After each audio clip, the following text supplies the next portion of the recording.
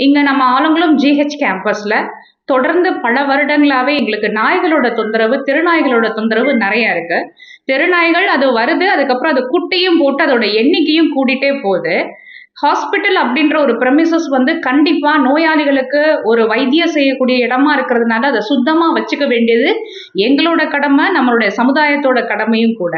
இந்த நாய்கள் வந்து வெளியில இருந்து ஃபுட் மெட்டீரியல்ஸ் பார்த்தீங்கன்னா, இறைச்சி கழிவுகள கொண்டுட்டு வந்துருது.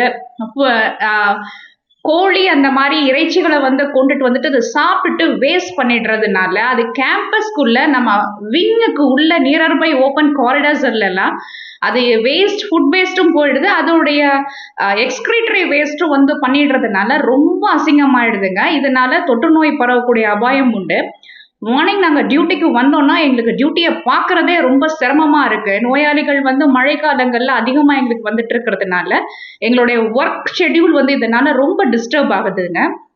இது ரிலேட்டடா நாங்க பலமுறை வந்து பேரூராட்சி அலுவலகத்துல வந்து அந்த நாய்கள வந்து அப்புறப்படுத்துறதுக்கு நடவடிக்கை எடுக்க கோரியும், எங்களுக்கு எந்த நடவடிக்கையும் இல்ல. நோயாளிகளின் நலன் கருதி நம்ம எல்லாருமே ஒர்க் பண்ணிட்டு இருக்கும்போது, இது ரிலேட்டடா பேரூராட்சி அலுவலர் அவர்கள் அந்த நாய்கள அப்புறப்படுத்தி கொஞ்சம் கிளீன் பண்ணி குடுத்தாங்கன்னா, எங்களுக்கு ரொம்ப ஹெல்ப்ஃபுல்லா இருக்குங்க.